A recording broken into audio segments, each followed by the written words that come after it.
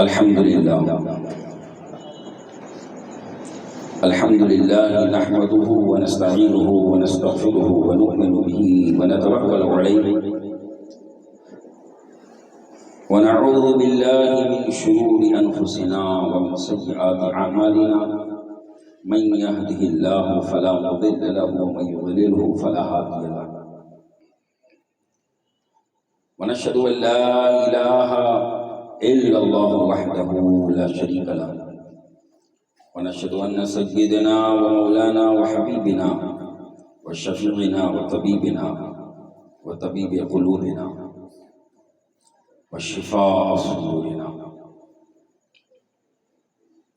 وغوثنا وغياثنا ومغيثنا ومعيننا وقطبنا وفريدنا ونظامنا وسراجنا وأشرفنا ونور عيننا ومختارنا محمدا عبده ورسوله صلى الله تعالى عليه وعلى آله وصحابه وأزواجه وذرياته وأهل بيته وشهداء محبته وأولياء طريقته وعلماء ملته أجمعين أما بعد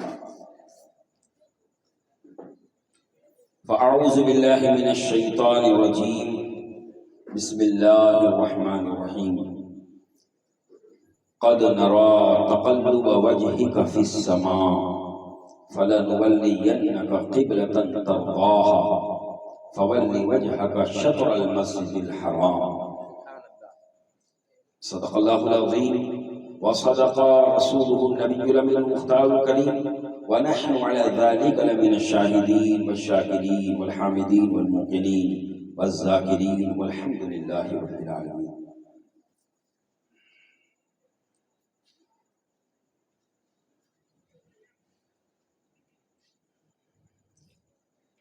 منبر نور پر جلوہ فرما علماء کرام، ائمہ کرام، سادات کرام،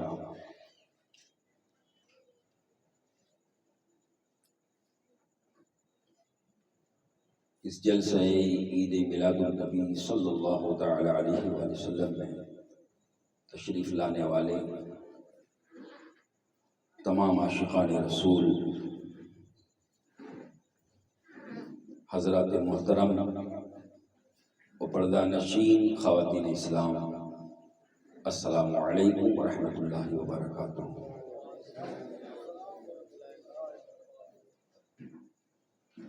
خطبہ مسنونہ کے بعد قرآن پاک کی سورۃ البقرہ کی دوسرے سپارے کی ابتدائی آیت کریمہ کا ایک حصہ تلاوت کرنے کا شرف حاصل کیا۔ موضوع کی مناسبت سے اس کے ضمن میں کچھ ضروری باتیں، ایمانی، عرفانی، روحانی، نورانی باتیں آپ تک پہنچانے کی کوشش کروں گا۔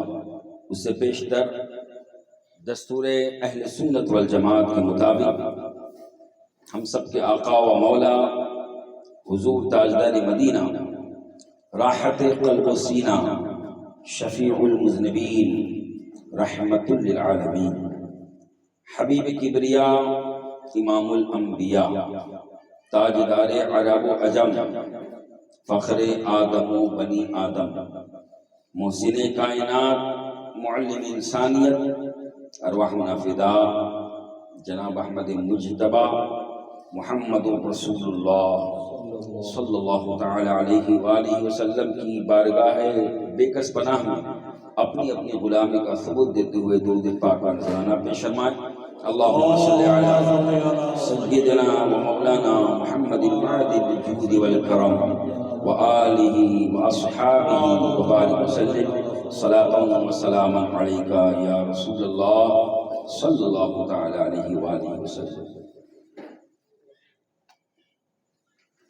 بڑے لطیف ہے، بڑے لطیف ہیں، نازک سے گھر میں رہتے ہیں،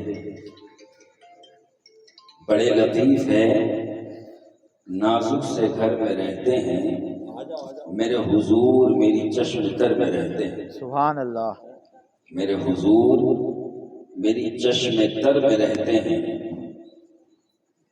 ہمارے دل میں، ہمارے جگر میں رہتے ہیں۔ ہر سنی مسلمان کا یہی اعتقاد ہے، یہی عقیدہ ہے، یہی نظریہ ہے کہ ہمارے دل میں، ہمارے جگر میں رہتے ہیں،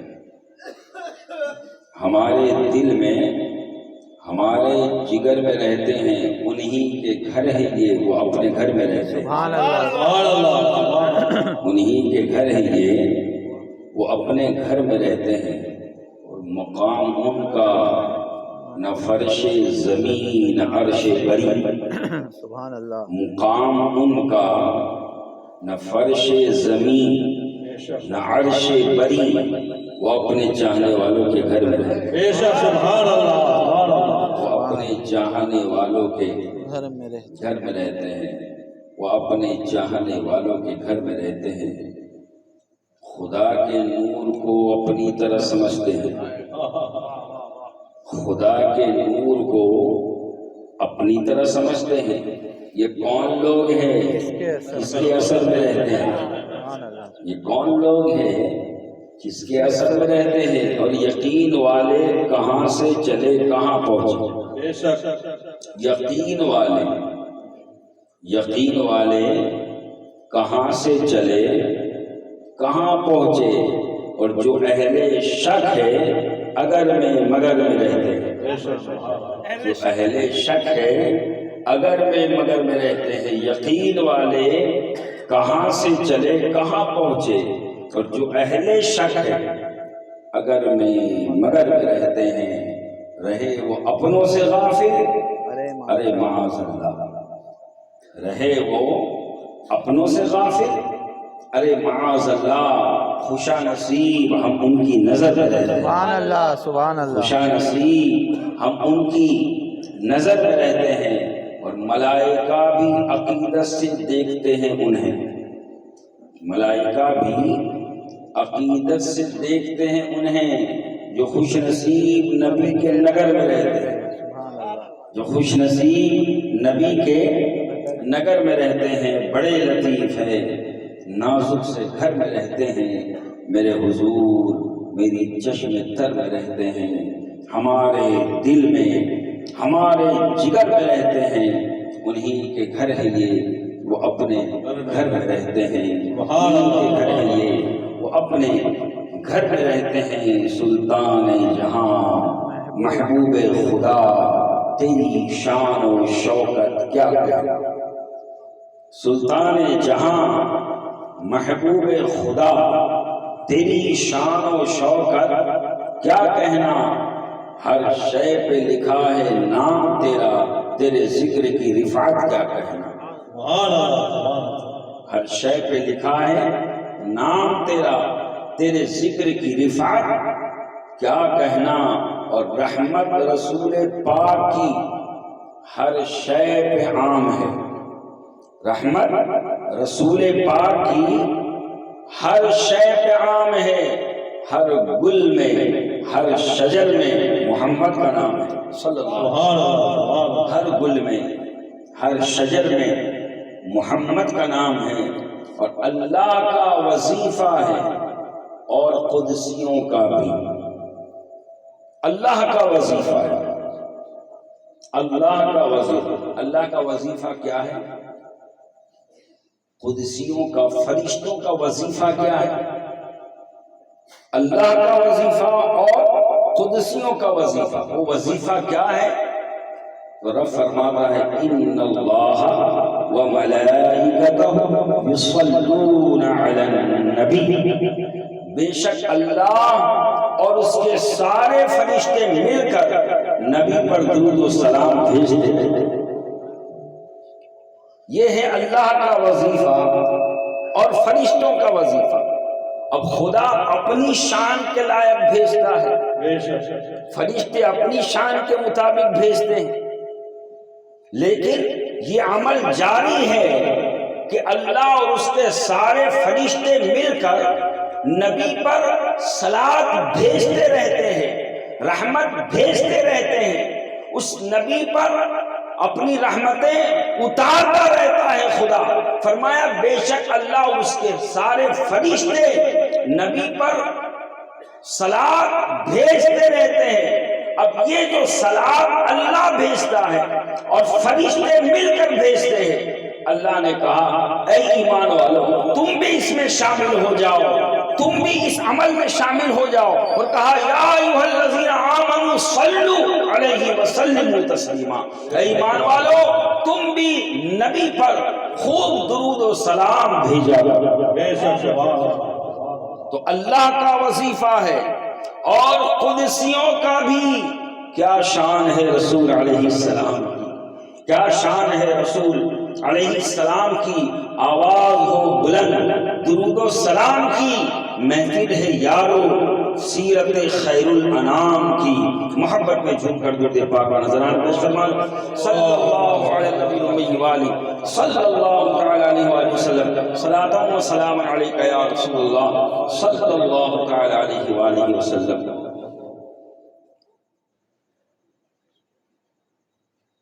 بلا کسی تمہید کے قرآن پاک کی جس آیہ کریمہ کو تلاوت کرنے کا شرف حاصل کیا، ظاہر ہے یہ آیت کریمہ، یہ قرآن کی آیت کریمہ ہے،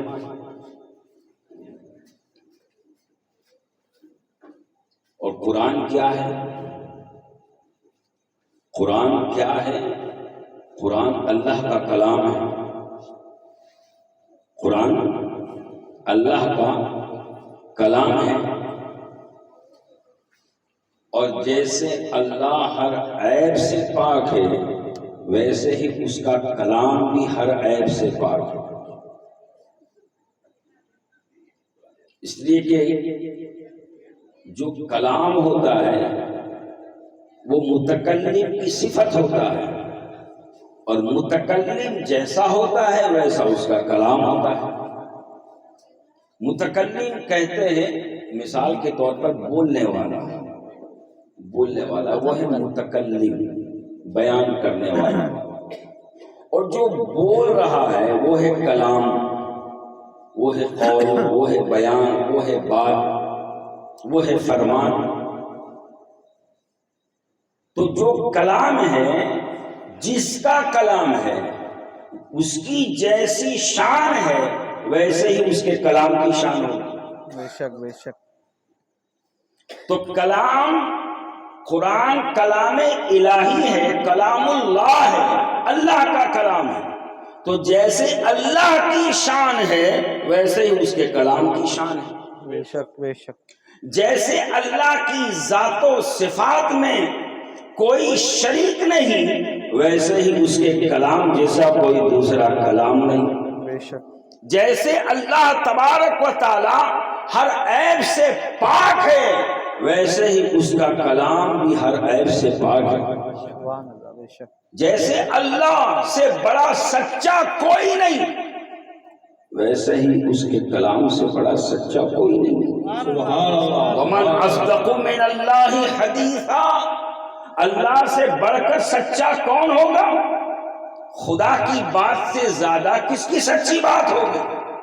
تو قرآن اللہ کا کلام ہے، اور اس سے بڑی سچائی کائنات میں کوئی دوسری کتاب نہیں، اس لیے کہ یہ خدا کا کلام ہے، یہ اللہ کا کلام ہے، یہ کلام الہی ہے۔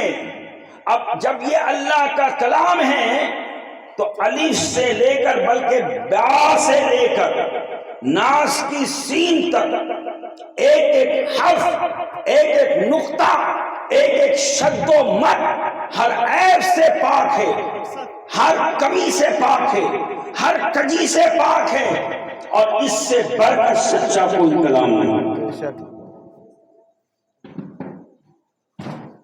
تو قرآن اللہ کا کلام اور اس کلام الہی کو، اور یہی وجہ ہے رسول پاک صلی اللہ تعالی علیہ وسلم نے جب آخری خطبہ ارشاد فرمایا حجۃ الوداع کے موقع پر، حضور نے حجۃ الوداع کے موقع پر جب خطاب فرمایا، خطبہ دیا، تو اس میں اس بات کا ذکر فرمایا کہ میں تم میں دو چیزیں چھوڑ کے جا رہا ہوں، دو چیزیں چھوڑ کے جا رہا ہوں۔ ایک موقع پہ فرمایا کتاب اللہ و سنتی، کتاب اور میری سنت، اور یہی نبی دوسرے مقام پہ جب خطبہ ارشاد فرمایا تو فرمایا کہ میں تم میں دو بھاری چیزیں چھوڑ کے جا رہا ہوں، ایک ہے کتاب اللہ اور دوسری ہے میری اجرت، دوسری ہے میری اہل بیت، دوسری ہے میری اولاد۔ تو نبی نے دو مقام پر، ایک مقام پہ کتاب، اللہ کی کتاب اور اپنی سنت کا ذکر فرمایا، اور دوسرے مقام پہ اللہ کی کتاب اور اپنی اہل بیت کا، اپنی اطرت کا، اپنی اولاد کا ذکر فرمایا۔ دو چیزیں چھوڑ کے جا رہا ہوں۔ اب آپ غور فرمائیں، دونوں مقام پہ، ایک مقام پہ سنت رسول کا ذکر ہوا اور دوسرے مقام پہ اپنی اہل بیت کا ذکر فرمایا نبی نے، لیکن دونوں مقام پہ کتاب اللہ کا ذکر ضرور فرمایا، کتاب اللہ کا ذکر ضرور فرمایا، اس لیے کہ کتاب اللہ یہ اللہ کا کلام ہے، اور کتاب اللہ کی اتنی اہمیت ہے امت کے لیے کہ نبی نے دونوں مقام پر اپنی سنت کے ساتھ بھی کتاب الہی کا ذکر فرمایا، اپنی اہل بیت کے ساتھ بھی کتاب الہی کا ذکر فرمایا، تاکہ لوگ سمجھ جائیں کہ کتاب الہی کو چھوڑ کر کوئی بھی کامیاب ہو ہی نہیں سکتا۔ کتاب اللہ کو چھوڑ کر کوئی کامیابی کی منزل پر فائز نہیں ہو سکتا، یعنی کوئی یہ نہیں کہہ سکتا کہ ہم نے فلاں کا دامن تھام لیا اب ہمیں کتاب کی کیا ضرورت، ہم نے فلاں کا دامن تھام لیا اب ہمیں کتاب کی کیا ضرورت، ہمیں قرآن کی کیا ضرورت۔ نہیں، قرآن کی ایسی ضرورت کہ نبی نے اپنی سنت کے ساتھ بھی کتاب کو جوڑا، اپنی اہل بیت کے ساتھ بھی کتاب کو جوڑا۔ نعرہ تکبیر، نعرہ رسالت، جشن عید میلاد النبی، نعرہ تکبیر، نعرہ رسالت۔ جب آپ نے حضور کے فرمان سے کتاب الہی کی اہمیت کو سمجھ لیا کہ کتاب اللہ کے قریب ہونا امت کے لیے کتنا ضروری ہے، اس لیے کہ کتاب اللہ یہ کسی دنیا دار کا کلام نہیں ہے، یہ اللہ کا کلام ہے، یہ اللہ کا کلام ہے۔ اور جب بندہ کلام الہی کے قریب ہوتا ہے، جب بندہ قرآن کے قریب ہوتا ہے، قرآن کو پڑھتا ہے، قرآن کو سمجھتا ہے، قرآن پر عمل کرنے کی کوشش کرتا ہے، جب قرآن کے قریب ہوتا ہے، جتنا قریب ہوتا ہے قرآن اتنا ہی اس بندے کو صاحب قرآن کے قریب کر دیتا ہے، صاحب قرآن کے قریب کرتا ہے۔ صاحب قرآن، اب صاحب قرآن کون ہے؟ صاحب قرآن کون ہے؟ اللہ تو متکلم ہے، کلام الہی کا متکلم ہے، یعنی اس کا کلام ہے یہ قرآن، لیکن صاحب قرآن کون ہے؟ قرآن والا کون ہے؟ تو بلا مبالغہ یہ بات سن لیں کہ صاحب قرآن کائنات میں اللہ نے جس کو یہ منصب عطا فرمایا وہ ذات ہے محمد رسول اللہ صلی اللہ علیہ وسلم۔ نعرہ تکبیر، نعرہ رسالت، یا رسول علماء اہل سنت زندہ باد۔ تو حضور ہے صاحب قرآن، حضور ہے صاحب قرآن۔ اب قرآن اللہ کا کلام، حضور صاحب قرآن۔ اب مجھے بتاؤ اللہ نے اپنا کلام پہلے دنیا کو دیا کہ پہلے صاحب قرآن دیا؟ سبحان اللہ، سبحان اللہ۔ پہلے اپنا کلام دیا کہ صاحب قرآن کو دیا؟ تو ہر مسلمان کا بچہ بچہ جانتا ہے کہ پہلے صاحب قرآن کی پیدائش ہوئی ہے، پہلے صاحب قرآن کی میلاد ہوئی ہے، پہلے صاحب قرآن کی ولادت ہوئی ہے، پہلے صاحب قرآن تشریف لائے ہیں، پہلے صاحب قرآن کی پیدائش ہوئی ہے، اور پیدا ہونے کے بعد بھی اللہ نے بچپن ہی میں اپنا کلام نازل کرنا شروع نہیں فرمایا۔ اگر چاہتا تو وہ فرما سکتا تھا، لیکن بچپن ہی میں حضور پر، نبی پر اپنا کلام نہیں اتارا، اپنے کلام کا نزول نہیں فرمایا، بلکہ 40 سال انتظار فرمایا۔ سبحان اللہ۔ 40 سال حضور کی عمر مبارک جب 40 برس کی ہوئی، پیدائش سے لے کر 40 سال تک کلام الہی کی شکل میں کوئی کلام نہیں اترا۔ الہام آیا، القا آیا، اللہ کی طرف سے تعلیم و تربیت کا سلسلہ ہمیشہ جاری تھا، لیکن کلام الہی کی شکل میں جبریل کے ذریعہ اللہ نے ایک آیت کا نزول نہیں فرمایا، بلکہ کب فرمایا؟ 40 سال کی عمر مبارک میں، جب حضور کی 40 سال کی عمر شریف ہوئی اور جب غار حرا میں آپ تشریف فرما تھے، اس وقت اللہ نے اپنے محبوب فرشتے، اپنے پیارے فرشتے سید الملائکہ حضرت جبریل کو بھیجا اور ساتھ میں اپنا کلام بھیجا، ساتھ میں اپنا کلام اتارا اس نبی پر۔ اس نبی اب کلام کے نزول کا سلسلہ وہاں سے شروع ہوا، اب کلام الہی کا نزول ہوا، بعد میں صاحب قرآن آئے پہلے، صاحب قرآن کی میلاد ہوئی پہلے۔ اب بتاؤ، کچھ لوگ ہیں جو کہتے نبی کی میلاد مت کرو، نبی کی مولود شریف مت کرو، اس لیے کہ یہ فلاں ہے، یہ بدعت ہے، یہ حرام ہے، یہ ایسا ہے ویسا ہے۔ ان سے کہو، بتاؤ تم ہر شب قدر نزول قرآن کا دن مناتے ہو کہ نہیں؟ سبحان اللہ۔ کلام الہی کے نزول کا دن مناتے ہو کہ نہیں؟ ہر شب قدر، اِنَّا أَنزَلْنَاهُ فِي لَيْلَةِ الْقَدْرِ، اللہ نے فرمایا بے شک ہم نے اپنے کلام کو قدر کی رات میں اتارا۔ تو جس قدر کی رات اللہ کا کلام اترے، اس رات کو تم ہمیشہ مناؤ، اور جو مہینے میں، جو رات میں صاحب قرآن اترا ہے اس کو بھول جاؤ۔ یہ کتنی احسان فراموشی ہوگی۔ جس پہ اترا، جس کے ذریعے ملا، جس کے توسل سے ملا، نبی نہ ہوتے تو ہمیں کلام کہاں ملتا؟ نبی نہ ہوتے تو ہمیں نماز کہاں ملتی، اسلام کہاں ملتی؟ ارے سب سے بڑی بات، نبی نہ ہوتے تو ہم خدا کو کیسے پہچانے؟ نبی آئے تو ہم نے خدا کو پہچانا، نبی آئے تو ہم نے جنت کو سمجھا، نبی آئے تو ہم نے آخرت کی باتوں کو سمجھا، نبی آئے تو ہم نے جانا کہ دنیا مسافر خانہ ہے، حقیقی زندگی مرنے کے بعد ہے۔ یہ سب تعلیم نبی ہی نے دی، اور پورا قرآن نبی ہی کے ذریعے ہمیں ملا۔ کلام تو خدا کا ہے، لیکن خدا نے، اگر خدا چاہتا تو ڈائریکٹ بھی بندوں کو کلام دے سکتا تھا، درمیان میں نبی کی ضرورت نہیں تھی۔ اللہ قادر ہے، وہ قادر مطلق ہے، لیکن نہیں، اس کی قدرت تو ہے، لیکن اس کی منشا یہ ہے، اس کی مرضی یہ ہے، خدا کی چاہت یہ ہے کہ میں بندوں کو اپنا کلام تو دوں گا، لیکن ڈائریکٹ نہیں دوں گا، اپنے محبوب کے ذریعے دوں گا، اپنے حبیب کے ذریعے دوں گا۔ ارے نادان، جب وہ خدا ڈائریکٹ ہمیں کلام دیتا نہیں ہے تو ڈائریکٹ ہمارا کلام سنے گا کیسے؟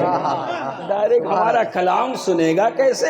لہٰذا جیسے خدا نے جو بے نیاز ہے، اس بے نیاز خدا نے اپنے حبیب کو ہمارے اور خود کے درمیان وسیلہ بنایا، ویسے ہی بندے کے لیے بھی ضروری ہے کہ اپنے خدا اور اپنے درمیان نبی کو وسیلہ بنائے۔ کہ مل نہیں سکتا خدا ان کا وسیلہ چھوڑ کر. حضور شیخ الاسلام فرماتے ہیں مل نہیں سکتا خدا ان کا وسیلہ چھوڑ کر، غیر ممکن ہے چڑھیے چھت پہ زینہ چھوڑ کر، غیر ممکن ہے چڑھیے چھت پہ زینہ چھوڑ کر. تو اللہ نے اپنا کلام دیا کس کے ذریعے؟ صاحب قرآن کے ذریعے، صاحب قرآن کے ذریعے. تو جب قرآن کا جشن مناتے ہو تو صاحب قرآن کا جشن کیوں نہیں مناتے؟ صاحب قرآن کا جشن کیوں نہیں مناتے؟ ارے صاحب قرآن کا جشن تو بڑھ چڑھ کے منانا چاہیے، اس لیے کہ یہی صاحب قرآن کے صدقے سے ہمیں قرآن ملا. تو صاحب قرآن اور قربان جائے. اللہ تبارک و تعالیٰ نے اس صاحب قرآن کا جہاں دنیا میں آنے کا ذکر فرمایا تو کہیں فرمایا جا، یہ آیا، یہ تشریف لایا. کہیں فرمایا بعثا، بھیجا، اللہ نے بھیجا. تو مختلف صیغوں کے ساتھ اللہ نے اس نبی کی آمد کا ذکر فرمایا. اور ایک مقام پہ تو فرمایا ہم نے اتارا، اتارا، نزول کیا. جیسے قرآن کو اللہ نے فرمایا انا انزلنا، ہم نے اتارا. جیسے اپنے قرآن، اپنے کلام کے تعلق سے خدا نے کہا کہ ہم نے اتارا، ہم نے نزول کیا، ویسے ہی اپنے حبیب کے تعلق سے ایک مقام پہ فرمایا قد انزل اللہ الیکم ذکر الرسول، بے شک ہم نے تم سب کی طرف انزلہ، اتارا. اتارا کس کو اتارا؟ ذکر الرسول، اس رسول کو جو سراپا ذکر ہے. سبحان اللہ، سبحان اللہ. اس رسول کو جو سراپا ذکر ہے، سراپا ذکر، سر سے پیر تک ذکر ہی ذکر ہے. نبی اللہ فرما رہا ہے، یہ تو قرآن ہے نا، اور قرآن اللہ کا کلام ہے، اور قرآن سے بڑا سچا کوئی کلام نہیں. تو اب جب مومن ہو تو ماننا تو پڑے گا کہ قد انزل اللہ علیکم ذکر الرسول، اللہ نے تمہاری طرف اس ذکر رسول کو اتارا ہے. اتارا، انزال کیا. یعنی جیسے قرآن کے تعلق سے اللہ نے فرمایا انا انزلنا، ہم نے اتارا، ویسے ہی ایک مقام پہ صاحب قرآن کے تعلق سے بھی فرمایا کہ ہم نے اتارا. اور کیا بنا کے اتارا؟ ذکر الرسول، ایسا رسول جو سراپا ذکر ہے، جو سر سے پیر تک ذکر ہی ذکر ہے. ذکر کہتے ہیں یاد کو، ذکر کہتے ہیں یاد کو. اب یاد کس کی یاد؟ کس کی یاد؟ کیونکہ ذکر مطلق، ذکر کہتے ہیں یاد کو. اب رب نے فرمایا ہم نے اتارا اس رسول کو سراپا ذکر بنا کر، سراپا ذکر بنا کر، سراپا یاد بنا کر. یاد اب کس کی یاد؟ تو ظاہر سی بات ہے جس نے اتارا ہے اسی کی یاد، جس نے اتارا ہے اسی کی یاد. یعنی وہ رسول سراپا اللہ کا ذکر ہے، سبحان اللہ. وہ رسول سراپا اللہ کی یاد ہے. تو ہم کہہ سکتے ہیں میرے نبی کی میلاد اللہ کا ذکر ہے، سبحان اللہ. میرے نبی کا بچپن اللہ کا ذکر ہے، میرے نبی کی جوانی اللہ کا ذکر ہے، میرے نبی کی سیرت اللہ کا ذکر ہے، میرے نبی کا سونا اللہ کا ذکر ہے، میرے نبی کا اٹھنا اللہ کا ذکر ہے، میرے نبی کا چلنا پھرنا اللہ کا ذکر ہے، میرے نبی کا بولنا اللہ کا ذکر ہے، میرے نبی کی یاد اللہ کا ذکر ہے، اللہ کا ذکر ہے. اور قرآن ایک دوسرے مقام پہ فرماتا ہے الا بذکر اللہ تطمئن القلوب. دلوں کو اطمینان اور قرار چاہتے ہو، دلوں کو سکون دینا چاہتے ہو تو ادھر ادھر نہ جاؤ، اللہ کا ذکر کرو، دل کو سکون ملے گا، دل کو چین ملے گا. تو اللہ کا ذکر، اللہ اللہ کرنا بھی ہے اور اللہ کا ذکر یا رسول اللہ بھی ہے. یعنی اللہ کا ذکر نماز پڑھنا بھی ہے اور اللہ کا ذکر نبی پر صلاۃ و سلام پڑھنا بھی ہے، اس لیے کہ اللہ نے سراپا ذکر بنایا، قد انزل اللہ الیکم ذکر الرسول، یہ سورہ طلاق کی آیت ہے۔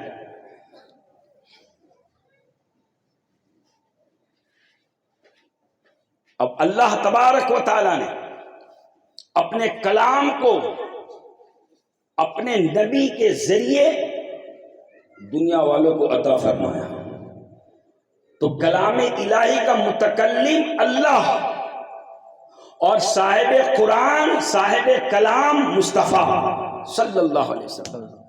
اب ہم نہ متکلم کو چھوڑ سکتے ہیں نہ صاحب قرآن کو چھوڑ سکتے ہیں، نہ اللہ کو چھوڑ سکتے ہیں نہ محمد کو چھوڑ سکتے ہیں صلی اللہ علیہ وسلم۔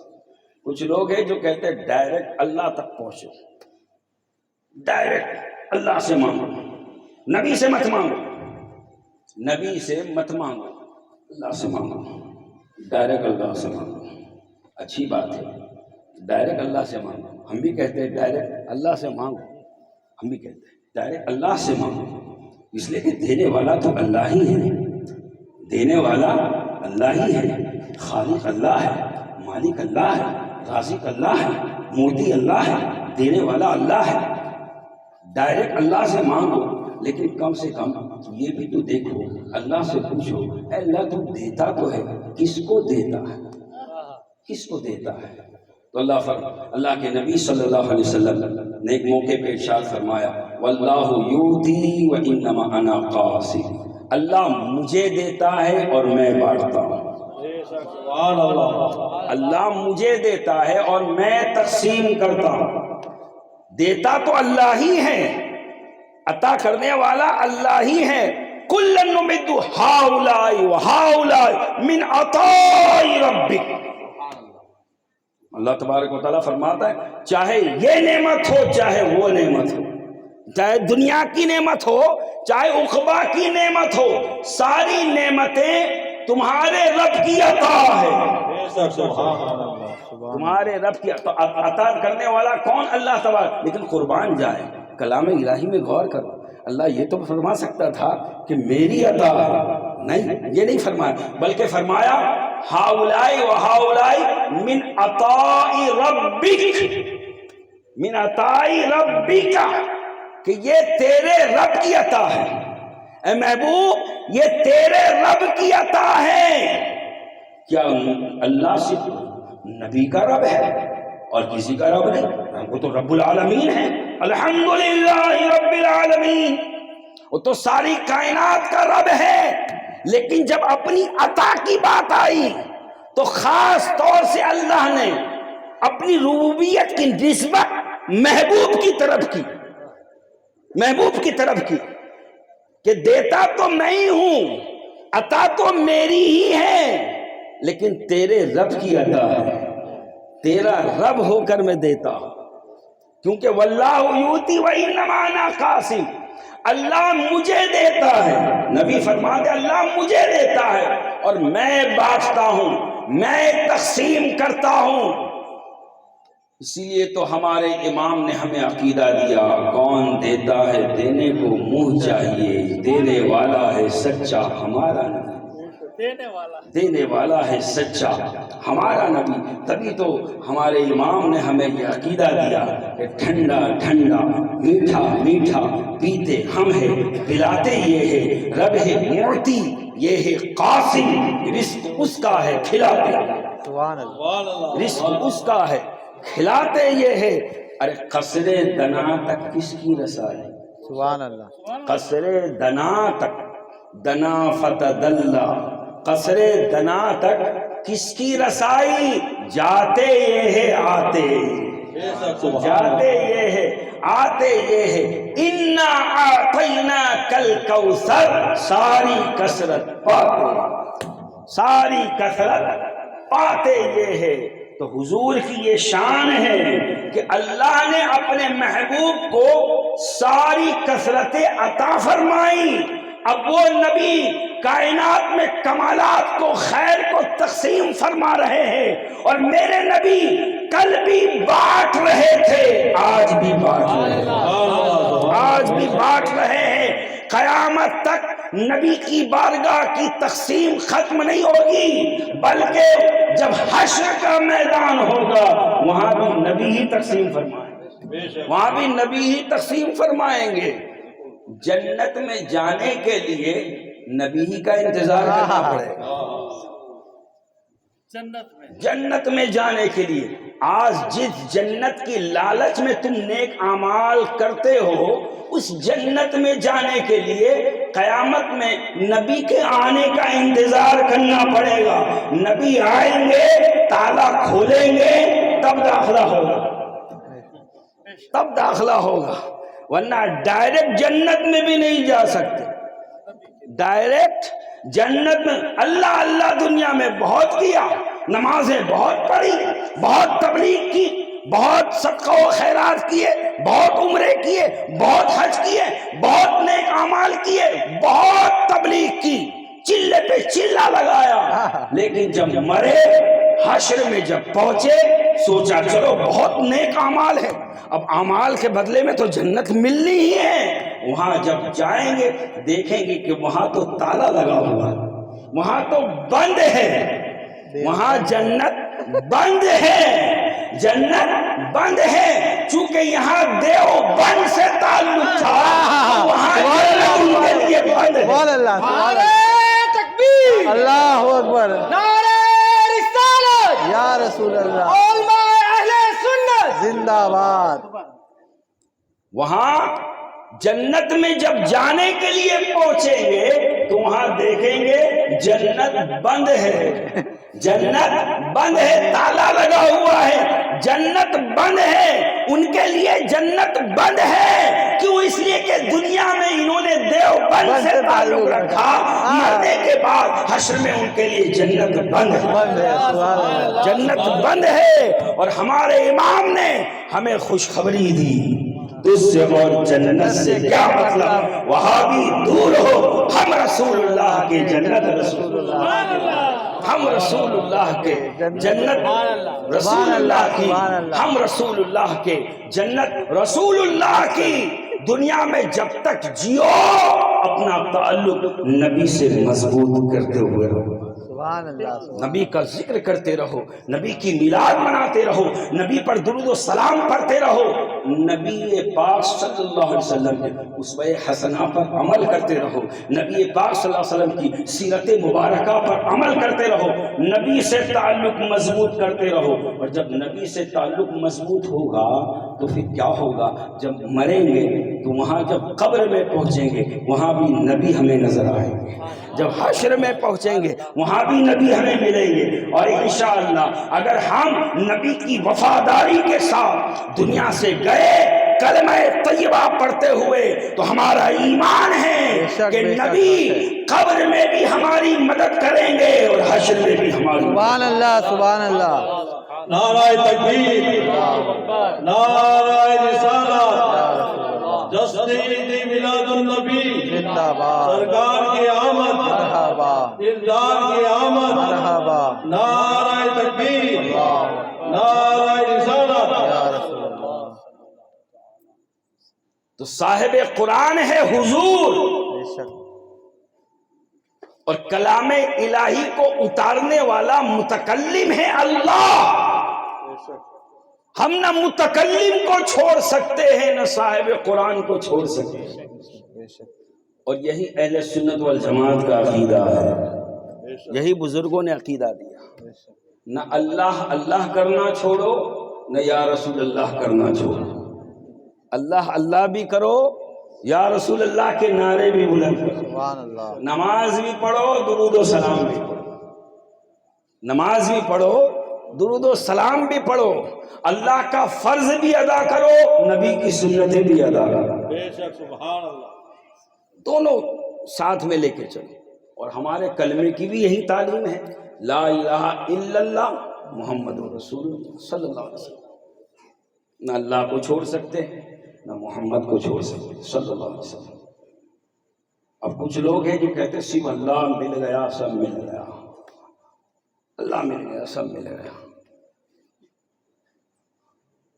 توحید کا ایسا نشہ چڑھا ہے انہیں کہ بس کہتے چت توحید ہی سب کچھ ہے. ہم بھی کہتے ہیں اصل توحید ہی ہے، لیکن جو تم توحید بیان کرتے ہو کیا ایسی توحید صدیق اکبر نے بیان کی، فاروق اعظم نے بیان کی، عثمان غنی نے، مولا کائنات نے، اہل بیت اطہار نے، صحابہ کرام نے، تابعین نے، تبع تابعین نے، محدثین نے، مفسرین نے، مجددین نے، مصلحین نے، اولیاء کاملین نے، غوث و خواجہ نے، حضرت مجدد الفسانی نے، کسی نے ایسی توحید بیان کی جو توحید آج بیان کی جاتی ہے؟ 150 سال پہلے ہی کیے انہوں نے. یہ تو ابھی 150 سال ہوئے ہیں مشکل سے. اور الحمدللہ ہمارا عقیدہ اہل سنت والجماعت کا تو جب سے اسلام آیا وہاں سے کہ اللہ سے منہ مت موڑو اور نبی سے بھی منہ مت موڑو. بے شک بے شک یہ نہیں کہ اللہ کے ہو جاؤ نبی کو چھوڑو، بے شک. نہیں. اسی لیے تو ہمارے امام نے یہ بھی کہا آج لے ان کی پناہ، آج مدد مانگ ان سے، آج لے ان کی پناہ. ہم انہیں اعلیٰ حضرت ایسے ہی نہیں کہتے، سبحان اللہ. انہوں نے ہمارے عقیدے کی حفاظت کی. بے شک بے شک. آج لے ان کی پناہ، آج مدد مانگ ان سے، کل نہ مانیں گے قیامت میں اگر مان گیا. بے شک بے شک. کل نہ مانیں گے قیامت میں اگر مان گیا. قیامت میں تو سبھی مانیں گے، ماننا تو یہاں کا کام آئے گا. دنیا میں مان، دنیا میں مان، آخرت میں تو سبھی مانیں گے. بنا دیکھے مان، بنا دیکھے مان. الذین یؤمنون بالغیب، ایمان والوں کی شان یہ ہے کہ وہ ایمان والے غیب پر ایمان لاتے ہیں، بن دیکھے مانتے ہیں. اور الحمدللہ بن دیکھے ماننے کا جو طریقہ ہے ہم سنیوں میں ہے. الحمدللہ اللہ کا احسان ہے، اللہ کا شکر، اس پہ اللہ کا شکر ادا کرتے ہیں کہ اللہ نے ہمیں صحیح عقیدے پہ رکھا اور وہ عقیدہ ہم اپنائے ہوئے ہیں جو غوث و خواجہ کا عقیدہ تھا، جو اللہ والوں کا عقیدہ تھا، بزرگان دین کا عقیدہ تھا، جو صحابہ تابعین اہل بیت اطہار کا عقیدہ تھا، جو حسین کا عقیدہ تھا، سبحان اللہ. جو حسین کا عقیدہ تھا. میں نے ایک کتاب حضرت امام علی مقام کی نظر سے گزری عربی کے اندر، اور وہ کتاب آپ نے حضرت امام علی مقام امام حسین رضی اللہ تعالیٰ عنہ نے اپنے بیٹے حضرت امام زین العابدین کے لیے لکھی تھی. کچھ سوالات تھے تو حضرت امام حسین نے وہ کتاب لکھی، اور اس کتاب کا تھوڑا سا میں نے ترجمہ پڑھا تو میں نے دیکھا کہ حضرت امام علی مقام نے اس میں اپنے نبی صلی اللہ علیہ وسلم کے نور کا ذکر فرمایا، نور کا ذکر فرمایا. آج کہا جاتا ہے یہ سنی لوگ نور مانتے ہیں، نبی کو نور مانتے ہیں. دوستو ہم سنی لوگ نور نہیں مانتے، ہم سے پہلے حسین مان چکے. سبحان اللہ. بے شک. اور جب حسین مان چکے کہ نبی نور ہے تو ہر حسینی مانے گا، بے شک بے شک. ہر حسینی مانے گا نبی نور ہے. کیوں؟ اس لیے کہ حسین قرآن کے ساتھ ہے اور قرآن حسین کے ساتھ ہے. اور قرآن بھی اعلان کر رہا ہے، قرآن بھی حضرت امام حسین کی دلیل کے طور پر بیان کر رہا ہے قد جاءکم من اللہ نور. نور کا ذکر ہے، نبی نور ہے. کہتے نہیں نبی بشر ہے، نبی بشر ہے، نبی انسان ہے، نبی آدمی ہے، نبی بشر ہے. یہ ذہن میں رکھے، ہم نبی کو بشر بھی مانتے ہیں، نور بھی مانتے ہیں. بے شک. نبی نور بھی ہے، بشر بھی ہے، شان نورانیت بھی رکھتے ہیں، شان بشریت بھی رکھتے ہیں.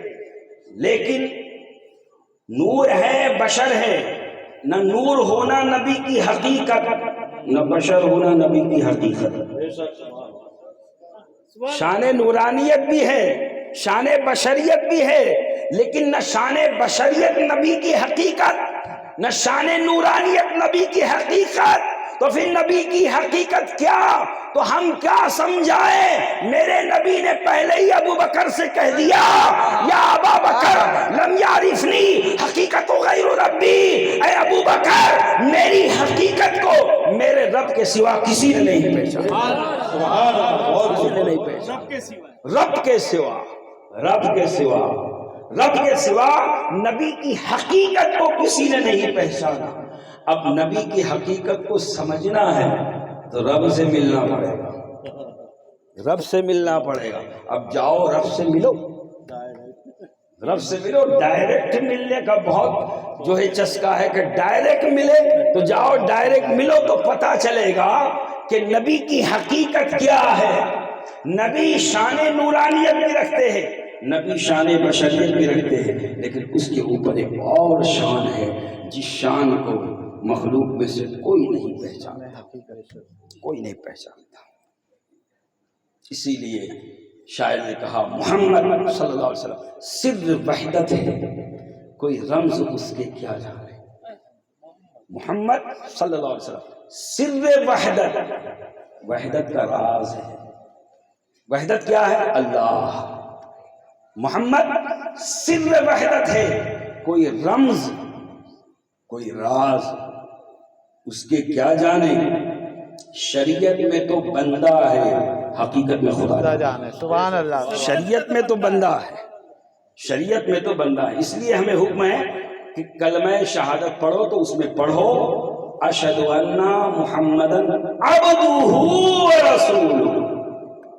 میں گواہی دیتا ہوں کہ بے شک محمد صلی اللہ تعالی علیہ وآلہ وسلم اللہ کے خاص بندے اور رسول ہیں. بندے اور رسول ہے کہ محمد سر وحدت ہے، کوئی رمز اس کے کیا جانے. شریعت میں تو بندہ ہے، حقیقت میں خدا جانے، حقیقت میں خدا جانے. تو نبی کی شان اتنی عرفہ والا ہے کہ اگر شان نورانیت کا بیان ہو تو شان بشریت کا بیان رہ جائے، اور شان بشریت کا بیان ہو تو شان نورانیت کا بیان رہ جائے. بس اجمالاً اور مختصر جملوں میں یہ سمجھ لو کہ حضور صلی اللہ علیہ وسلم کو اللہ تبارک و تعالیٰ نے کائنات کے جتنے حصے ہیں ان تمام کے کمالات ایک محمد میں جمع فرما دی صلی اللہ علیہ وسلم. ایک ہے نوع بشریت، یہ انسانوں کی دنیا، یہ بشروں کی دنیا، اور ایک ہے نوع نورانیت، فرشتوں کی دنیا. فرشتے نور ہی نور ہیں، وہ نور سے بنے. تو ایک ہے بشر جو ہمارے سامنے، ہم آپ سب بشر ہیں، سب انسان ہیں، سب آدم کی اولاد ہیں. اور ایک فرشتے ہیں کہ جن کو اللہ نے اپنے فضل سے نور سے پیدا کیا، اور ان کے نہ کوئی ماں باپ ہے، نہ کوئی ان کے بیوی بچے ہیں، نہ وہ مرد ہے نہ عورت ہے، نہ وہ کھاتے ہیں نہ پیتے ہیں، نہ وہ سوتے ہیں.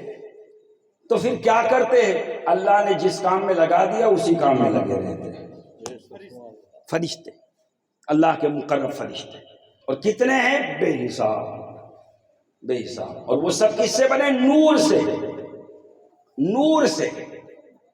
تو ایک ساری مخلوق ہوئی جو بشریت کی مخلوق جو اللہ نے بنائی، یہ خاک سے بنی. اور فرشتوں کی جو مخلوق ہے وہ نور سے بنی.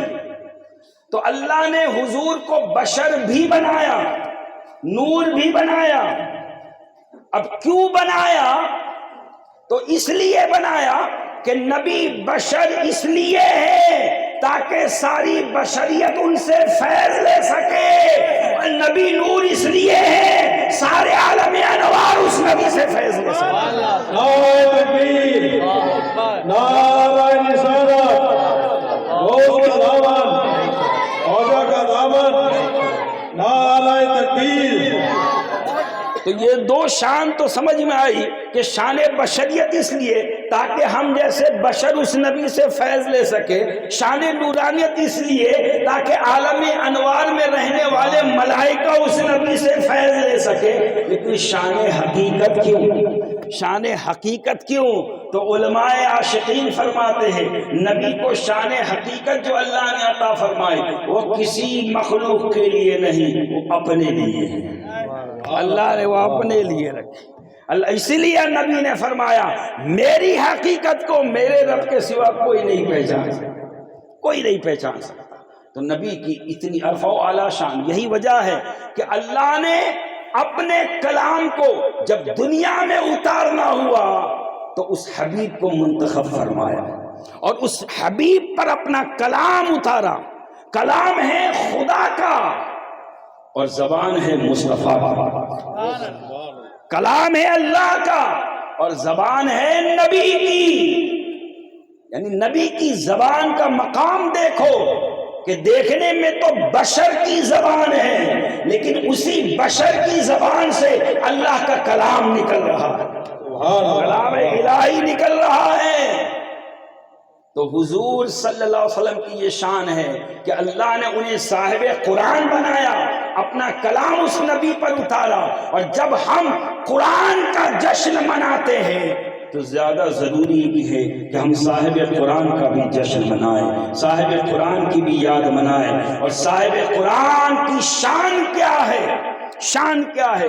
اب قرآن مقدس میں جا بجا اللہ نے اپنے حبیب کی شان کو بیان فرمایا، اگر بیان کرنے چلے تو اس کا حق ادا نہیں ہو سکتا، حق ادا نہیں ہو سکتا۔ میں نے جس آیت کریمہ کو تلاوت کی، یہ کلام الہی اللہ کا کلام، اس پہ تھوڑی دیر کے لیے غور فرمائیں، تھوڑی دیر کے لیے کلام الہی پر غور کریں۔ میں بڑی آسان لفظوں میں بات کرنے کی کوشش کروں گا۔ قرآن جو اللہ کا کلام ہے، کلام الہی ہے، لیکن جب اللہ نے قرآن میں اس مقام پہ جب بیان کیا تو کیا فرمایا؟ قد نرا، ہم نے دیکھا۔ اللہ فرماتا ہے ہم نے دیکھا، کیا دیکھا؟ تقلب وجہک، اے محبوب آپ کے چہرے، وجہک اے حبیب آپ کا چہرہ، قد نرا ہم نے دیکھا اے نبی وجہک آپ کا چہرہ۔ اب غور فرمائے، یہ قرآن ہے، اللہ کا کلام ہے، اور اللہ خود بیان فرما رہا ہے کہ ہم نے آپ کے چہرے کو دیکھا۔ بنانے والا خود کہہ رہا ہے کہ ہم نے آپ کے چہرے کو دیکھا، بنانے والا خالق خود کہہ رہا ہے وجہ کا آپ کا چہرہ۔ اور قربان جائے اس رکوع کے اندر یہ وجہ کا آپ کا چہرہ، آپ کا چہرہ کئی مرتبہ اللہ نے دہرایا، وجہ کا تیرا چہرہ اے حبیب، آپ کا چہرہ، آپ کا چہرہ ہم نے دیکھا۔ اللہ فرماتا ہے ہم نے دیکھا آپ کا چہرہ، آپ کا چہرہ، یعنی حضور کے چہرے کو اللہ نے دیکھا، اس مقام پہ فرمایا قد نرا۔ اور جب اللہ رب العزت نے نبی کے چہرے کو اپنی شان کے لائق دیکھا، اس کا دیکھنا ہماری طرح تو ہے نہیں، لیکن اپنی شان کے لائق جب اس اللہ نے اپنے حبیب کو، اپنے نبی کے چہرے کو دیکھا تو اس وقت اللہ کی توجہ کدھر تھی؟ خدا کدھر متوجہ تھا؟ خدا کا دھیان قرب فہم کے لیے، ورنہ خدا کے لیے ایسے لفظ کا استعمال کرنا منع، لیکن میں صرف قرب فہم کے لیے، سمجھانے کے لیے توجہ متوجہ، جیسے آپ مثال کے طور پر آپ میرا چہرہ دیکھ رہے ہیں، میں آپ کا چہرہ دیکھ رہا ہوں، اور ایک مومن کا چہرہ دیکھنا عبادت ہے۔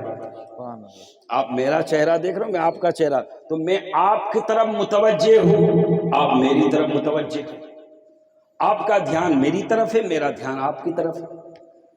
یہی تو قاعدہ ہے کہ جو دیکھنے والا ہے اس کی توجہ ادھر ہوتی ہے جس کا چہرہ دیکھا جاتا ہے، اس کی توجہ، اور جدھر جس کی توجہ ہو، جدھر جس کی توجہ ہو، جس کا دھیان جدھر ہو، وہ اس کا قبلہ ہے، وہ اس کا قبلہ ہے۔ قبلہ کعبہ، بیت اللہ، یہ نماز کا، عبادت کا قبلہ ہے۔ کیوں؟ اس لیے کہ ہر نمازی کو حکم ہے کہ ادھر متوجہ ہو کر نماز پڑھے۔ لیکن اگر چہرہ تو کعبے کی طرف ہو اور دھیان اگر کہیں اور ہو تو ظاہر میں تو قبلہ اس کا کعبہ کہلائے گا، لیکن باطن میں اس کا قبلہ وہ ہوگا جدھر اس کا دھیان ہوگا۔ اس لیے بزرگان دین، علماء عارفین فرماتے ہیں کہ دیندار کا قبلہ دین ہوتا ہے اور دنیا دار کا قبلہ دنیا ہوتا ہے۔ اس لیے کہ اس کی توجہ دنیا کی طرف رہتی ہے اور دیندار کی توجہ دین کی طرف رہتی ہے. تو دیندار کا قبلہ دین ہے اور دنیا دار کا قبلہ دنیا ہے. ایسے ہی علماء عارفین فرماتے ہیں کعبۃ اللہ بیت اللہ یہ ہمارے جسم کا قبلہ ہے اور ہماری روح اور دل کا قبلہ مصطفیٰ ہے صلی اللہ علیہ وسلم. صاحب قرآن ہے محمد رسول اللہ ہے.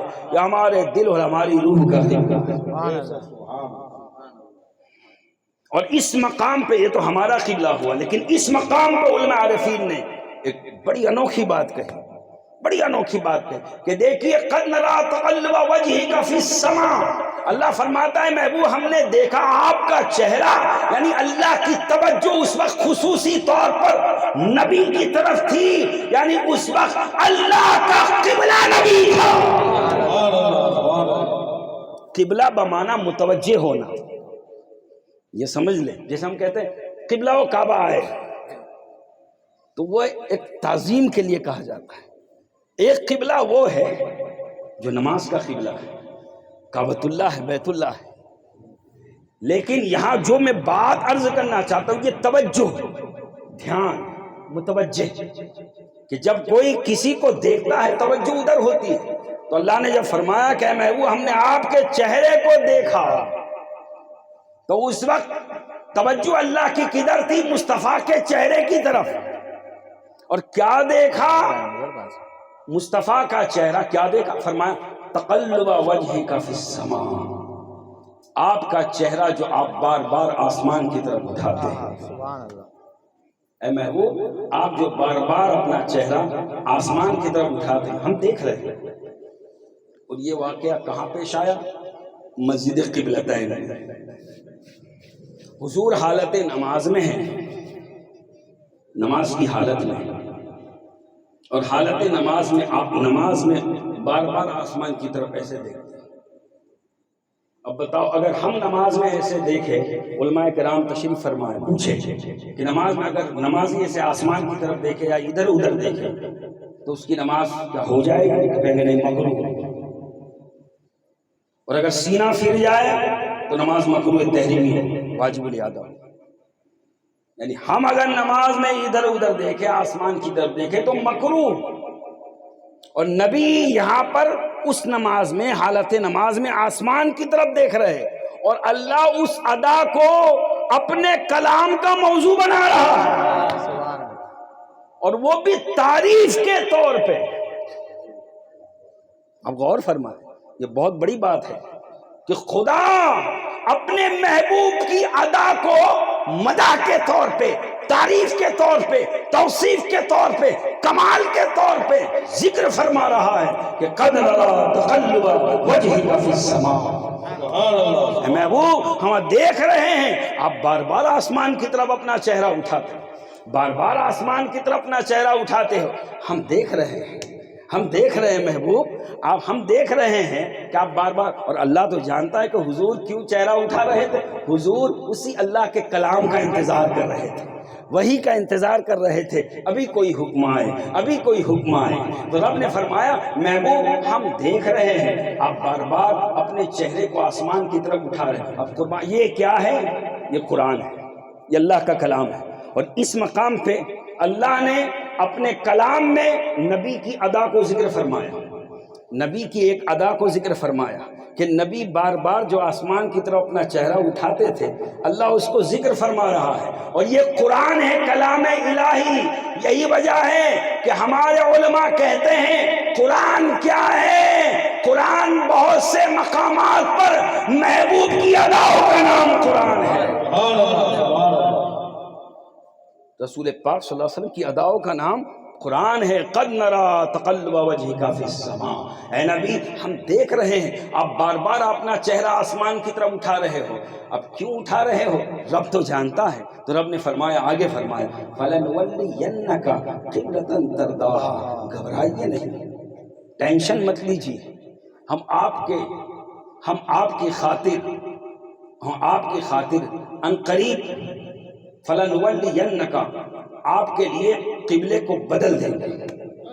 فَلَنُوَلِّيَنَّكَ قِبْلَةً تَرْضَاهَا، اور وہ قبلہ بنا دیں گے جو آپ کی مرضی ہے، قِبْلَةً تَرْضَاهَا، جو تمہاری مرضی ہے، محبوب جس کو تم چاہتے ہو، اس لیے کہ ہمیں تو کیا، ہمیں قبلے کی کیا ضرورت، اللہ کو قبلے کی کیا ضرورت، محبوب مجھے قبلے کی کیا ضرورت، جدھر تمہاری مرضی اس کو ہی قبلہ بنا دیں گے، قِبْلَةً تَرْضَاهَا۔ ورنہ خدا کی شان تو یہ ہے فَأَيْنَمَا تُوَلُّوا فَثَمَّ وَجْهُ اللَّهِ، تم جدھر بھی رخ کرو اللہ کا جلوہ پاؤ گے، مغرب مشرق شمال جنوب پورب پچھم اتر دکن اوپر نیچے، اللہ کا جلوہ تو ہر جگہ ہے، اس کی شان ہر جگہ ہے، اس کو قبلے کی کیا ضرورت۔ تو رب نے فرمایا محبوب قبلۃ ترضاها فلنولینک قبلۃ ترضاها، جدھر آپ کی مرضی ادھر ہم قبلہ بنا دیں گے، ادھر ہم قبلہ بنا، جدھر آپ کی مرضی، یہ اللہ فرما رہا ہے، نبی جدھر آپ کی مرضی جو آپ چاہتے ہیں ہم اسے قبلہ بنا دیں گے، جدھر آپ کی مرضی، یعنی اس مقام پہ اللہ نبی کی مرضی دیکھ رہا ہے، نبی کی مرضی دیکھ رہا ہے، تبھی تو ہمارے امام نے کہا کہ خدا کی رضا چاہتے ہیں دو عالم، اور خدا چاہتا ہے رضائے محمد صلی اللہ علیہ وسلم۔ فَلَنُوَلِّيَنَّكَ قِبْلَةً، مسجد قبلتین ہے، آج بھی وہ مسجد محفوظ ہے، فَلَنُوَلِّيَنَّكَ قِبْلَةً تَرْضَاهَا، رب نے فرمایا محبوب جدھر آپ کی مرضی ہو اس کو ہم قبلہ بنا دیں گے۔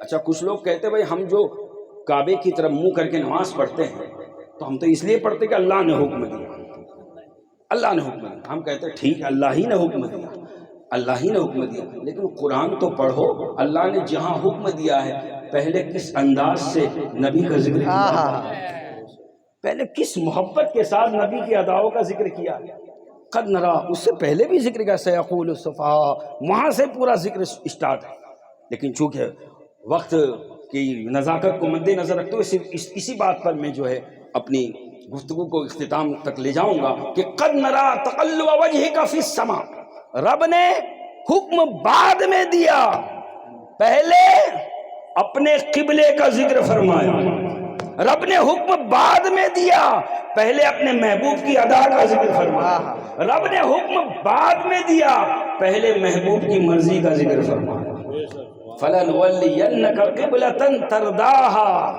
تو ان سے کہہ دو کہ کعبہ خدا کے حکم سے تو بنا، لیکن قرآن پر پتا چلے گا حکم الہی سے پہلے خدا نے مرضی مصطفیٰ کا ذکر فرمایا ہے، تو ہم کہہ سکتے ہیں کعبہ مرضی مصطفیٰ سے بنا ہے، مرضی مصطفیٰ سے بنا ہے۔ اب جو لوگ مرضی مصطفیٰ کو کچھ نہیں سمجھتے انہیں چاہیے کوئی اپنا قبلہ اور بنا لے، یہ تو مرضی مصطفیٰ کا کعبہ ہے، یہ کعبہ تو نبی کی مرضی سے بنا ہے، فَلَنُوَلِّيَنَّكَ قِبْلَةً تَرْضَاهَا، قرآن کی آیت گواہ ہے، کل بھی یہی کہہ رہی تھی کہ محبوب تمہاری جدھر مرضی ہوگی ہم اسے قبلہ بنا دیں گے، آج بھی قرآن یہی کہہ رہا ہے، قیامت تک یہی کہتا رہے گا، تاکہ کوئی قبلے کا دامن تھام کر اس نبی سے منہ نہ موڑ سکے، کوئی یہ نہ کہہ سکے کہ ہم تو کعبہ کو مانتے ہیں، ارے نادان، کعبہ کو مان لیکن پہلے اس کو مان جو کعبے کا بھی کعبہ ہے، جو کعبے کا بھی کعبہ، پہلے اس کو مان کہ جس کی مرضی سے یہ قبلہ بنا، جس کی مرضی سے یہ قبلہ بنا ہے۔ حضور جب مدینہ منورہ، پہلے جب آپ مکہ معظمہ میں تھے حضور، تو جب نماز ادا فرماتے تو ایسے کھڑے رہتے کہ سامنے قبلہ بھی رہتا، کعبۃ اللہ بھی رہتا، اور بیت المقدس کی طرف رک کر کے نماز پڑھتے، لیکن پیٹھ کعبے کی طرف نہ ہوتی۔ لیکن جب مدینہ منورہ آئے تو سمت بالکل بدل گئی، اب جو ہے بیت المقدس ادھر، قبلہ ادھر، اب یا تو ادھر منہ کرو یا ادھر منہ کرو، تو تقریباً 17 یا 18 مہینے تک حضور نے بیت المقدس کی طرف رک کر کے نماز پڑھی، اس کو اپنا نماز کا قبلہ بنایا، لیکن قبلہ تو بنایا لیکن مرضی کچھ اور تھی، چاہت کچھ اور تھی، چاہت یہ تھی کہ اللہ کا حکم آ جائے بیت المقدس کے بجائے ہمارا قبلہ وہی ہو جائے جس کو میرے جد امجد حضرت ابراہیم و اسماعیل نے تعمیر کیا. سبحان اللہ. جو توحید کا مرکز ہے وہی ہمارا قبلہ ہو جائے. حضور کے دل میں یہ چاہت تھی. حضور یہ چاہتے تھے، حضور کی مرضی تھی کہ بیت المقدس ہمارا قبلہ نہ رہے، بیت اللہ کعبۃ اللہ وہ ہمارا قبلہ ہو جائے. وَإِذْ يَرْفَعُ إِبْرَاهِيمُ الْقَوَاعِدَ مِنَ الْبَيْتِ وَإِسْمَاعِيلُ، جس کی دیواروں کو ابراہیم و اسماعیل نے مل کر بلند کیا اور بلند کرنے کے بعد پھر دعائیں کی، وہ ہمارا قبلہ ہو جائے، وہ ہمارا قبلہ. حضور کی مرضی یہ تھی اور خدا کا حکم آنے کا انتظار کر رہے تھے اور حالت نماز میں بار بار آسمان کی طرف دیکھ رہے تھے کہ ابھی اللہ کا حکم آئے، ابھی وحی آئے، ابھی جبریل حکم لے کر آئے. اللہ نے حکم تو دیا لیکن اس مقام پہ پہلے محبوب کے پوری اداؤں کا نقشہ کھینچا تاکہ قیامت تک کوئی اس محبوب سے منہ نہ موڑ سکے، قیامت تک کوئی اس قبلے کی طرف منہ کرنے والا اس محبوب سے اپنا رخ نہ موڑ سکے. اس لیے کہ جسم کا قبلہ تو کعبہ ہے، روح کا قبلہ محمد رسول اللہ صلی اللہ علیہ وسلم. اسی لیے تو اعلیٰ حضرت نے کہا حاجیو آؤ شہنشاہ کا روضہ دیکھو.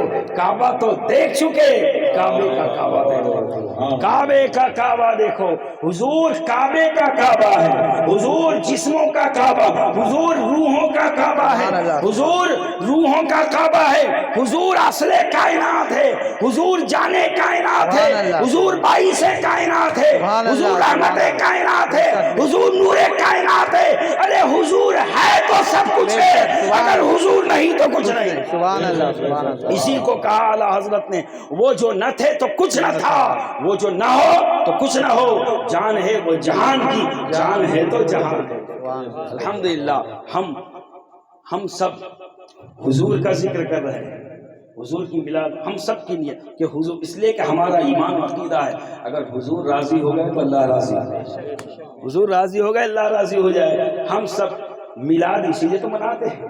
تو کوشش یہی رہنی چاہیے کہ اس ادھر ادھر کی بات کرنے کے بجائے، اس کی تعریف کرنے کے بجائے نبی کی تعریف ہو، نبی کا ذکر ہو، نبی کی عظمت کا بیان ہو، تاکہ یہ جو مہینہ ہے اس مہینے میں ہمارے دلوں کے اندر حضور کی محبت کی جو شمع ہے جو کمزور پڑتی جا رہی ہے، اس مہینے کی برکت سے اللہ اس شمع کو اور توانا بنائے اور مضبوط بنائے اور اس نورانیت کے اندر ہماری زندگی گزرے. تو اللہ فرماتا ہے کہ اے محبوب ہم دیکھ رہے آپ کے چہرے کو کہ آپ بار بار آسمان کی طرف اٹھاتے ہو، ہم آپ کے چہرے کو ادھر پھیر دیں گے، آپ کے لیے اس کو قبلہ بنا دیں گے جدھر آپ کی مرضی ہے، جو آپ کی مرضی ہے. اب جب یہ مرضی بیان کر دی، اب حکم دیا، اب چالو نماز میں حکم دیا.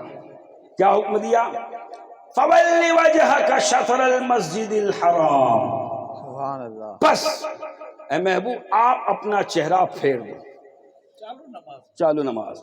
فَوَلِّ وَجْهَكَ، وجهك اپنا چہرہ، وجهك سبحان اللہ، بڑا لطف ہے اس میں. وجهك تیرا چہرہ، تیرا چہرہ، اپنا چہرہ. اے محبوب آپ کا چہرہ، اے محبوب والضحیٰ والا چہرہ، اے محبوب والنور والا چہرہ، اے محبوب واللیل والا چہرہ، اے محبوب پیارا طٰہٰ والا چہرہ، اے محبوب مزمل والا چہرہ، اے محبوب مدثر والا چہرہ. اے محبوب اپنا پیارا چہرہ ادھر پھیر دو. فَوَلِّ وَجْهَكَ شَطْرَ الْمَسْجِدِ الْحَرَامِ، مسجد حرام کی رخ، کعبۃ اللہ کی طرف. اب حکم دیا، پہلے نبی کی اداؤں کا ذکر کیا، نبی کی مرضی کا ذکر کیا اور پھر حکم دیا کہ اب اپنا چہرہ پھیر دو. اب حضور نے حالت نماز میں مسجد قبلتین میں، مثال کے طور پر بیت المقدس ادھر ہے اور کعبۃ اللہ ادھر ہے، تو حضور ادھر نماز پڑھا رہے ہیں اور حالت نماز میں حکم آیا فَوَلِّ وَجْهَكَ شَطْرَ الْمَسْجِدِ الْحَرَامِ وَحَيْثُ مَا كُنتُمْ فَوَلُّوا وُجُوهَكُمْ شَطْرَهُ. محبوب اپنا چہرہ پھیر دو اور جہاں کہیں بھی تم رہو، دنیا کے کسی بھی خطے میں رہو، اب حکم یہ ہے کہ اپنا چہرہ مسجد حرام کی طرف رکھو، اب یہ حکم ہے۔ تو اب جب نبی کو یہ حکم ملا تو حضور نے انتظار نہیں کیا کہ نماز ختم ہو، بلکہ حضور نے حالت نمازی میں ادھر سے چل کے ادھر آ گئے، سبحان اللہ، ادھر سے چل کے ادھر آ گئے اور اپنا رخ کعبۃ اللہ کی طرف کر دیا۔ آج بھی مسجد میں دو محرابیں ہیں، دو محرابیں ہیں، ایک محراب بیت المقدس والی ہے، ایک محراب آج کعبۃ اللہ والی ہے جہاں نماز ادا ہوتی ہے۔ تو پورا رخ ادھر ہے۔ اب آپ یہ تو نبی کا حال تھا، یہ تو اللہ کے محبوب کا حال تھا کہ حالت نماز میں حضور کو حکم آیا، آپ ادھر سے چلے ادھر آ گئے، نماز جاری ہے، نماز چل رہی ہے، نماز ٹوٹی نہیں، اس لیے کہ خدا کے حکم کی تعمیل ہو رہی ہے۔ خدا نے حکم دیا اپنا چہرہ پھیر دو، حضور ادھر سے ادھر آ گئے۔ یہ تو حضور کا حال تھا، اور جو حضور کے پیچھے صحابہ تھے ان کا کیا حال تھا، ان کا کیا حال تھا؟ تاریخ گواہ ہے، کسی نے یہ نہیں پوچھا کہ کیا حکم آیا، کسی نے نہیں پوچھا اے نبی ایسا کیوں، کسی نے نہیں کوئی دلیل طلب کی، بلکہ وہ عاشق لوگ تھے۔ جب دیکھا محبوب ادھر ہے، رخ ادھر، محبوب کا رخ ادھر ہو گیا، سارے عاشق ادھر چلے گئے، سب ادھر چلے گئے، حضور کے نقش قدم پہ چلتے ہوئے، حضور کے پیچھے پیچھے، اس لیے کہ وہ جانتے تھے کہ ہم تو انہی کو جانتے ہیں، ہم تو کسی کعبے کو نہیں جانتے، ہم تو اس کو جانتے، اس نبی کو جانتے ہیں، اس نبی، یہ نبی ملے تو ہمیں کعبہ ملا، یہ نبی ملے تو ہمیں قرآن ملا، یہ نبی ملے تو ہمیں اسلام ملا، یہ نبی ملے تو ہمیں نماز ملی، یہ نبی ملے تو ہمیں سچائی کا درس ملا، یہ نبی ملے تو ہمیں زندگی گزارنے کا سلیقہ ملا، یہ نبی ملے تو ہمیں جنت کا راستہ ملا، یہ نبی ملے تو ہم نے خدا کو پہچانا، ہم نے خدا کو مانا، تو ہمارے لیے تو سب کچھ نبی ہے۔ اب جدھر نبی ادھر ہم چل رہے ہیں۔ تو حضور جب ادھر آئے، صحابہ پیچھے پیچھے ادھر آ کے سب بنا کے کھڑے ہو گئے، اور قرآن میں اس کے اوپر اللہ نے ان صحابہ کی تعریف فرمائی، من یتبع الرسول، کہ جو رسول کی اتباع میں، رسول کے پیچھے پیچھے چلے، اللہ نے ان کی تعریف کی۔ معلوم یہ ہوا کہ حضور پاک صلی اللہ علیہ وسلم کی یہ شان ہے کہ اللہ تبارک و تعالیٰ نے کائنات میں ایک ہی ہستی ہے کہ جس کی مرضی سے اللہ نے اپنا قبلہ مقرر فرمایا، نماز کا، عبادت کا قبلہ مقرر فرمایا۔ قیامت تک جتنے نماز پڑھنے والے ہیں سب پر لازم ہے کہ جس کی مرضی سے وہ قبلہ کعبۃ اللہ بنا ہے نماز کا، اس محبوب کی میلاد کو نہ بھولے، اس محبوب کی میلاد کو نہ بھولے، ورنہ اس سے بڑا احسان فراموش کوئی نہ ہوگا۔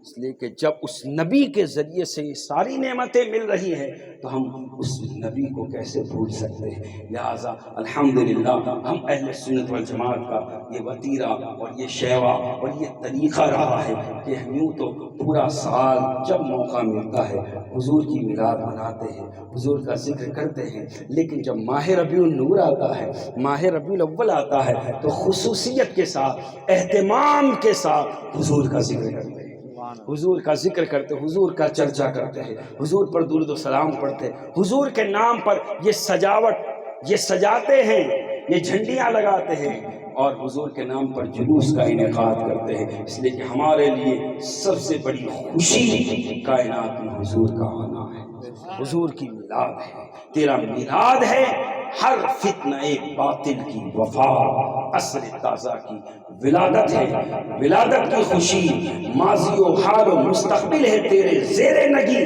وقت کی قید سے آزاد ولادت کی خوشی، وقت کی قید سے آزاد ولادت کی خوشی۔ حضور کی یاد میں خوشیاں مناؤ، حضور کی یاد میں خوشیاں مناؤ، حضور کی یاد میں جشن مناؤ، لیکن یہ ذہن میں رکھو کہ کوئی ایسا کام نہ ہو کہ جس سے حضور ناراض ہو، کوئی ایسا کام نہ ہو جس سے حضور ناراض ہو۔ اور حضور نے جو شریعت ہمیں دی ہے، حضور نے جو قانون ہمیں دیا ہے، اس قانون کی پاسداری ہماری ذمہ داری ہے۔ ہم حضور کا جشن منائیں، حضور کا ذکر کریں، حضور کی یاد منائیں، اس لیے کہ ہم نے دیکھا ہے، علامہ عبدالحق محدث دہلوی علیہ رحمۃ رضوان نے فرمایا کہ ابو لہب جب مرا ہے تو اس کو خواب میں دیکھا گیا ہے کہ جس دن حضور کی پیدائش ہوئی تھی اس دن اس نے اپنی انگلی کے اشارے سے اپنی لونڈی کو آزاد کیا تھا خوشی میں. جب وہ مرا تو جہنم میں دیکھا، لیکن اس سے پوچھا کیا حال ہے، تو کہا حال تو بہت برا ہے، اس لیے کہ حالت کفر میں مرا تھا، نبی کی دشمنی میں مرا تھا، بڑا برا حال ہے. لیکن ہاں ہفتے میں ایک دن جب پیر کا دن آتا ہے، سوموار کا دن آتا ہے، جب منڈے کا دن آتا ہے، تو اس دن اس انگلی سے مجھے کچھ مشروب دیا جاتا ہے. وہ مشروب جب میں چوستا ہوں تو مجھے کچھ تسکین ہوتی ہے، مجھے کچھ سکون ہوتا ہے. تو کہا وہ مشروب تجھے کیوں دیا جاتا ہے؟ کہا بتایا جاتا ہے کہ یہ اس کا صلہ ہے، یہ اس کا بدلہ ہے کہ جب میرے حبیب کی پیدائش ہوئی تھی، میرے نبی کی پیدائش ہوئی تھی، تو اس خوشی میں تو نے اسی انگلی کے اشارے سے خوشی میں لونڈی کو آزاد کیا، ہم نے اس کا صلہ تجھے جہنم میں عطا کیا. یہ بیان فرما کر علامہ عبدالحق محدث دہلوی فرماتے ہیں کہ جب ایک کافر